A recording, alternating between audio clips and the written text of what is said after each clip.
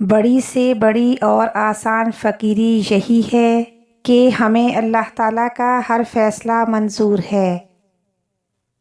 دعا ایک ایسا خوبصورت عمل ہے جس میں مانگنے والا اپنی پریشانیاں اور مشکلات اللہ کے حوالے کر دیتا ہے۔ جس قدر بندہ اللہ تعالیٰ کے سامنے جھکتا ہے اور جس قدر اس کے سامنے عاجزی کرتا ہے، اسی قدر اللہ اسے بلندی عطا کرتا ہے۔ حسد کا کوئی علاج نہیں، کیونکہ آپ اللہ تعالیٰ کے فیصلوں پر اعتراض کرنے کی جسارت کر رہے ہیں۔ اس لیے حسد سے نجات کا واحد ذریعہ توبہ استغفار ہے۔ کسی کے خلوص اور پیار کو اس کی بیوقوفی نہ سمجھو، ورنہ کسی دن تم بھی خلوص اور پیار تلاش کرو گے اور لوگ تمہیں بیوقوف سمجھیں گے۔ عبادت توبہ کے بغیر درست نہیں ہوتی، کیونکہ توبہ مقام ابتدا ہے اور بندگی مقام انتہا ہے۔ صوفیاء کرام کو اہل تصوف کا نام اس لیے دیا جاتا ہے کہ وہ اپنا باطن نور معرفت اور توحید سے صاف کر لیتے ہیں۔ جس نے تجھے تیرے عیب بتائے، اگر تجھے عقل ہو تو بے شک اس نے تجھ پر احسان کی انتہا کر دی۔ انسان موت سے جتنا بھی بھاگ لے وہ چھوڑنے والی نہیں، اور رزق میں اضافے کی جتنی بھی تدابیر کر لیں مقدر سے زیادہ ملنے والا نہیں۔ واضح طور پر دیا جانے والا صدقہ 70 بلاؤں کو دور کرتا ہے، اور پوشیدہ طور پر دیا جانے والا صدقہ اللہ تعالیٰ کے غضب کو ختم کرتا ہے۔ روحانیت کے سفر میں کوئی بھی رکاوٹ یا خطرے کی گھنٹی نہیں ہوتی سوائے خود اپنے نفس کے۔ جب اللہ تعالیٰ کی محبت کسی شخص کے دل میں ٹھہر جاتی ہے تو بندہ اس سے مانوس ہو جاتا ہے اور ہر اس چیز کو دشمن سمجھنے لگتا ہے جو اسے اللہ تعالیٰ کے انس سے غافل کر دے۔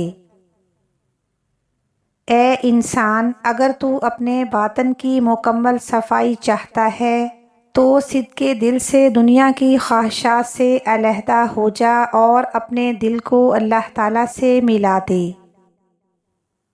جب بھی تمہاری روح تمہاری تلاش میں سرگرداں ہو تو اس کے راستے میں شمع جلاؤ تاکہ وہ تمہیں پا سکے۔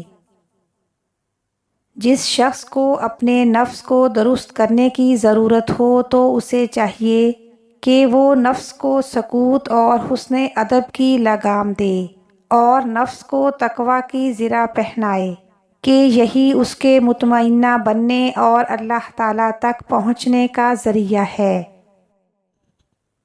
ایک مرتبہ آپ کے دولت کدے پر ایک چور چوری کی نیت سے آیا، مکان کے اندر قدم رکھتے ہی دونوں آنکھوں سے اندھا ہو گیا، ادھر ادھر ٹکراتا پھرا لیکن نکلنے کے لیے راستہ بھی نہ مل سکا، بالآخر مجبور ہو کر ایک گوشے میں بیٹھ گیا۔ صبح گرفتار ہو کر خدمت میں حاضر ہوا تو آپ نے ارشاد فرمایا، یہ میرے یہاں دنیا کی دولت چرانے آیا تھا، ہم اسے ایسی دولت دیتے ہیں جو ہمیشہ اس کے پاس رہے گی۔ آنکھوں پر دستے کرامت پھیر دیا جس کی برکت سے زائل شدہ بینائی پھر لوٹ آئی۔ اس کے بعد ایک توجہ فرمائی تو منصب ولایت پر پہنچ گیا۔ حقوق اللہ میں معافی شرط ہے اور حقوق العباد میں تلافی ضروری ہے۔ معافی اور تلافی کے بغیر والے کیس کا فیصلہ بروز قیامت ہوگا، اس لیے اپنے کیس کا فیصلہ دنیا میں ہی کروا کر جائیں، کیونکہ حشر کا معاملہ بہت نازک ترین ہے۔ خود شناسی جیسی کوئی معرفت نہیں، اسے پانے کے لیے اللہ تعالیٰ کی بنائی دنیا میں غور کرو۔ راحتیں چھوڑ کر مشقتیں برداشت کرنے کا نام تصوف ہے۔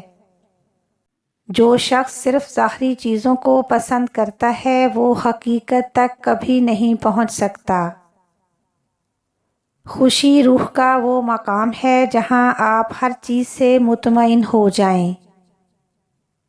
والدین کی 5 ایسی غلطیاں جن کی وجہ سے ان کی اولاد باغی، نااہل، بیکار اور تباہ ہو جاتی ہے۔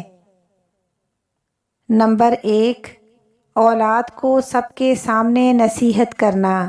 نمبر 2، اولاد کے ساتھ نرمی کا رویہ نہ رکھنا۔ نمبر 3، اپنی اولاد کو گالی گلوچ کرنا۔ نمبر 4، اولاد کو غصے میں بد دعا دینا، کیونکہ اولاد کے حق میں والدین کی دعا اور بد دعا قبول ہو جاتی ہے۔ اگر آپ کی دی ہوئی بد دعا قبول ہو گئی تو آخر میں رونا آپ کو ہی پڑے گا۔ اور نمبر 5، اولاد کو اللہ اور اس کے رسول صلی اللہ علیہ وسلم کی باتوں سے آگاہی نہ دینا اور غلط فیصلوں اور غلط رویوں پر رہنمائی نہ کرنا۔ اللہ تعالیٰ کا دوست وہی ہے جو اس کی مخلوق پر شفقت کرتا ہے۔ جس کی قوت فکر ضعیف ہوتی ہے اس کا غرور زیادہ ہوتا ہے۔ آخر میں میری دعا ہے اللہ تعالیٰ آپ کو زندگی کی ہر وہ خوشی دے جو آپ کے حق میں بہتر اور مستقل ہو۔ آمین ثم آمین۔